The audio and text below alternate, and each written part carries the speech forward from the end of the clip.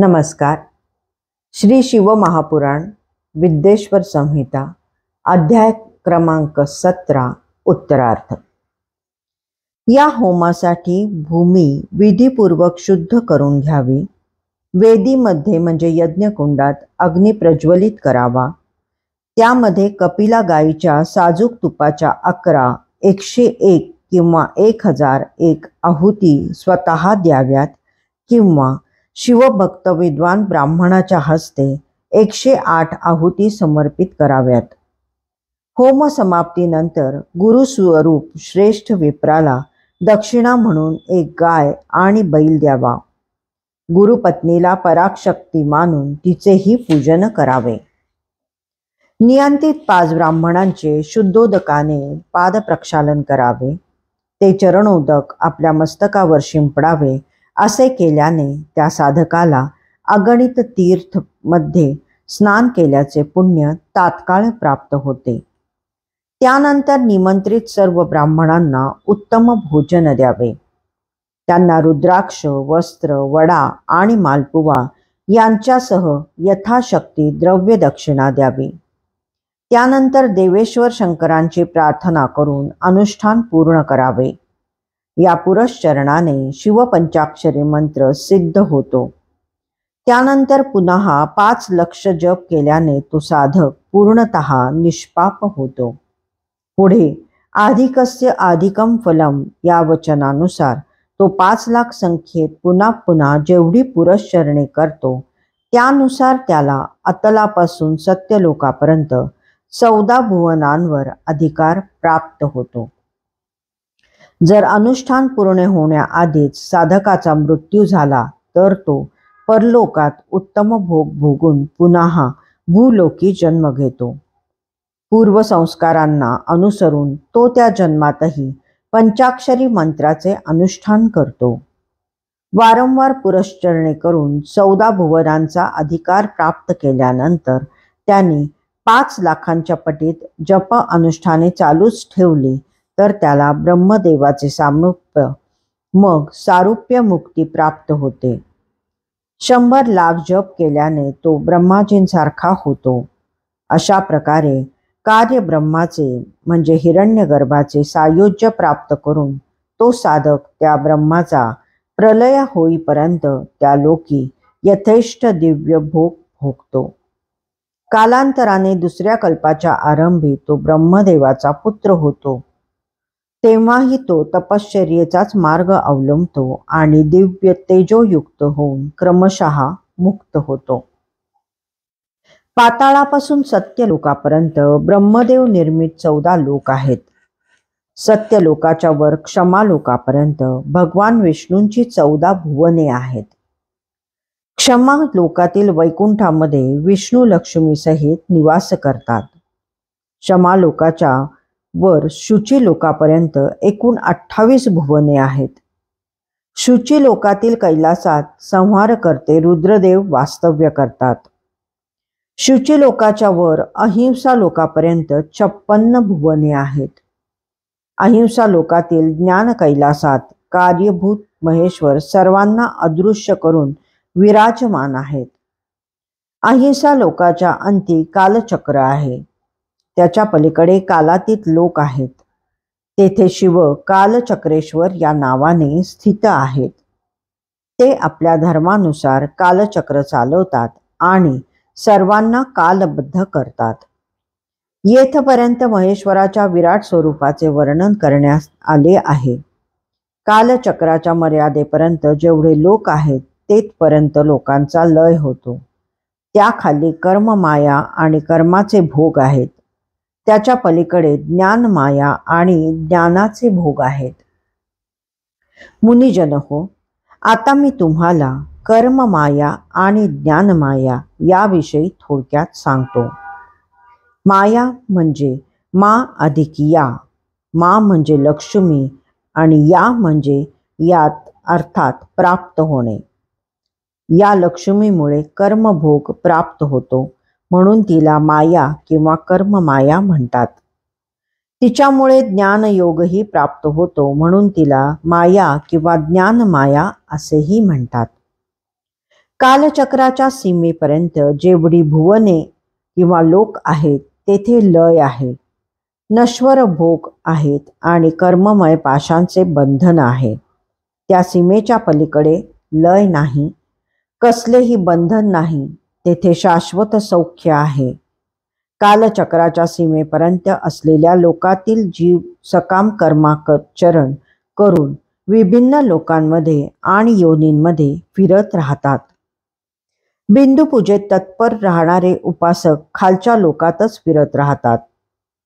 पण जे लोक निष्काम कर्माचरण करतात, केवळ शिवजींचीच उपासना करतात, ते कालचक्राच्या पलीकडे जातात. कालचक्राच्या खाली जीवकोटी आहे आणि वर ईश्वर कोटी आहे. कालचक्राच्या खाली कर्मलोक आहे, तेथे संसारिक जीव राहतात. कालचक्राच्या वर ज्ञान लोक आहे, तेथे मुक्त पुरुष राहतात. कर्मलोकात जन्म, मृत्यू, मद, अहंकार हे सर्व आहे. ज्ञानलोकात असे काहीही नाही. तेथे अक्षय, मोक्ष सुख आणि विनम्रता आहे. जे आदी भौतिक पूजा करतात ते कालचक्राच्या खाली कर्मलोकांमध्येच वारंवार जन्म घेत राहतात. जे आध्यात्मिक उपासना करतात तेच कालचक्राचा भेद करून ज्ञानलोकात प्रवेश करतात. जे सत्य, अहिंसा आदी गुणांनी युक्त होऊन भगवान शंकरांच्या पूजेसाठी, सेवेसाठी नित्य तत्पर असतात, तेच या कालचक्राच्या पलीकडे जाऊ शकतात. कालचक्रेश्वराच्या सीमेपर्यंत जो विराट माहेश्वर लोक आहे, त्याच्यावर धर्म वृषभ रूपात स्थित आहे. जो ब्रह्मचर्याचे मूर्तिमंत स्वरूप आहे. सत्य, शौच, अहिंसा आणि दया हे त्याचे 4 चरण आहेत. क्षमा ही त्याची शिंगे आहेत. शम म्हणजे कान आहेत. तो वेदध्वनी स्वरूपी शब्दांनी विभूषित आहे. अस्तिकता हे त्याचे नेत्र आहेत. उदार मन आणि उदार बुद्धी असलेला हा श्रेष्ठ वृषभ शिवलोकाच्या महाद्वारावर उभा आहे. पूजन, तप, ज्ञान, दान आदी क्रियांनी युक्त असा हा जो धर्मरूपी वृषभ आहे, त्यावर कालातीत शिवजी आरूढ होतात. ब्रह्मा, विष्णू आणि महेश्वर यांचे आयुष्य म्हणजे शिवजींचा 1 दिवस. जेथे हा धर्मरूपी वृषभ उभा आहे, तेथे दिवस रात्र, जन्म मरण असे काहीही नाही. परंतु तेथेही कारणस्वरूप ब्रह्मदेवांचे सत्यलोकापर्यंत 14 लोक आहेत, जे सनातन असून पंचभौतिक गंध आदीच्या पलीकडे आहेत. सूक्ष्म गंध हेच त्यांचे स्वरूप आहे. त्या लोकांच्या वर कारणस्वरूप विष्णूंचे 14 लोक आहेत. त्यावर कारणरूपी रुद्रदेवाचे 28 लोक आहेत. त्यावर कारणे शिवजींचे 56 लोक विद्यमान आहेत. त्यानंतर शिवसंपत ब्रह्मचर्य लोक आहे. तेथेच 5 आवरणांनी युक्त ज्ञानमय कैलास आहे. तेथे पंचमंडल, पंचब्रह्मकला आणि आदिशक्तीने संयुक्त असे आदिलिंग विराजमान आहे. त्यालाच परमात्मा शिवजींचे शिवालय म्हणतात. तेथेच परमेश्वर शिव पराशक्तीसहित निवास करतात. सृष्टी, पालन, संहार, तिरोभाव व अनुग्रह या पंचकार्यांमध्ये ते अत्यंत कुशल आहेत. त्यांचा श्री विग्रह सच्चिदानंद स्वरूप आहे. ते नेहमी ज्ञानमग्न असतात आणि सर्वांवर अनुग्रह करतात. समाधिरूपी आसनावर ते अत्यंत आनंद स्वरूपात विराजमान होतात. कर्म, ध्यानादी अनुष्ठाने करत साधना पथावर क्रमशः पुढे गेल्यावर त्यांचे दर्शन साध्य होते. नित्य नैमित्तिक कर्मांनी देवतांची पूजा केल्याने शिवजींसारखी कल्याणकारी कर्मे करण्याची आवड निर्माण होते. ज्यांना शिवतत्वाचा साक्षात्कार होतो व ज्यांच्यावर शिवप्रभूंची कृपादृष्टी आहे, ते सर्व मुक्तच असतात. आत्मस्वरूपाची जी स्थिती तीच मुक्ती होय.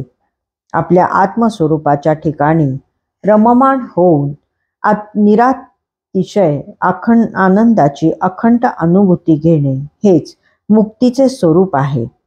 जो पुरुष क्रिया, जप, तप, ज्ञान व ध्यान या गोष्टी अत्यंत श्रद्धेने व निष्ठेने करतो त्याला शिवजींचा साक्षात्कार होतो.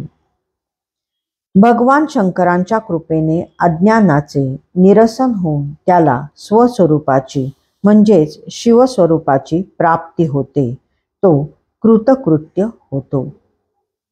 अशा प्रकारे येथे माझ्याकडून तुम्हाला जे काही सांगितले गेले आहे ते ज्ञान मला सर्वप्रथम गुरु परंपरेने प्राप्त झाले. त्याविषयी मी पुन्हा नंदिकेश्वरांकडून ऐकले. नंदी स्थानाच्या पलीकडे जो स्वसंवेद्य शिवलोक आहे त्याचा अनुभव फक्त भगवान शिवजींनाच आहे. शिवलोकातील वैभवाचे ज्ञान फक्त शिवकृपेनेच होऊ शकते, अन्यथा नाही, असे भक्तिमान पुरुषांचे म्हणणे आहे. साधकाने शिवपंचाक्षरी मंत्राचा 5 लाख जप करावा. त्यानंतर शिवजींच्या प्रसन्नतेसाठी महाभिषेक करून नैवेद्य समर्पित करावा. शिवभक्तांचे पूजन करून त्यांना अन्न, वस्त्र, दक्षिणा देऊन संतुष्ट करावे. भक्तांची पूजा केल्याने भगवान शिव अत्यंत प्रसन्न होतात. शिव आणि त्यांचा भक्त यात काहीही भेद नसतो. शिवस्वरूपाला मंत्राला धारण करून तो शिवस्वरूप झालेला असतो. त्याच्या शरीरातही शिवतत्वच विलसत असते. म्हणून त्याच्या सेवेसाठी सदैव तत्पर राहावे. जे शिवजींचे भक्त आहेत आणि वेदोक्त सर्व क्रिया जाणतात ते शिवमंत्राचा जेवढा अधिक जप करतात तेवढे त्यांना शिवसामिप्य प्राप्त होत जाते. शिवभक्त स्त्री ही पार्वती स्वरूप असते. ती ज्या प्रमाणात अधिक संख्येत शिवमंत्राचा जप करते तितकी तिला भगवतीची निकटता प्राप्त होते. साधकाने स्वतः शिवस्वरूप होऊन पराशक्तीचे पूजन करावे. शक्ती व लिंग यांचे चित्र अथवा मातीची आकृती तयार करावी. त्याची प्राणप्रतिष्ठा करून निष्कपट भावाने पूजा करावी. शिवलिंगाला शिव आणि स्वतःला शक्ती मानून, शक्तिलिंगाला देवी आणि स्वतःला शिवस्वरूप मानून, शिवलिंगाला नादरूप व शक्तीला बिंदुरूप मानून जो परस्परांना मिळालेल्या शिवलिंगाचे आणि शक्तिलिंगाचे अर्थात शिवशक्तीचे पूजन करतो तो शिवतत्वाचे चिंतन करत शिवशक्तीचे ध्यान केल्याने शिवस्वरूप होतो. शिवभक्त मंत्रस्वरूप झाल्याने शिवस्वरूपाचेच असतात. जो मनुष्य त्यांची षोडशोपचारे पूजा करतो त्याला अभिष्ट वस्तू प्राप्त होतात. जो मनुष्य शिवलिंगाची उपासना करणाऱ्या शिवभक्ताची सेवा करतो त्याला आनंद देतो त्या विद्वानावर भगवान शिव अतिशय प्रसन्न होतात. जो मनुष्य 5, 10 किंवा 100 शिवभक्तांना सपत्नीक निमंत्रित करतो त्यांना शिव आणि शक्ती स्वरूप मानून निष्कपट भावाने त्यांची पूजा करतो, त्यांना भोजन, वस्त्र व दक्षिणा देऊन संतुष्ट करतो तो या भूलोकी पुन्हा जन्म घेत नाही. असा आहे शिवभक्ताचा महिमा. शिवभक्ताचे पूजन हेच शिवशक्तीचे पूजन आहे. जो मनुष्य श्रद्धा भक्तीने शिवभक्ताचे पूजन करतो तो शिवलोकी जाऊन शिवजींचे सानिध्य प्राप्त करतो. अध्याय 17 उत्तरार्ध समाप्त.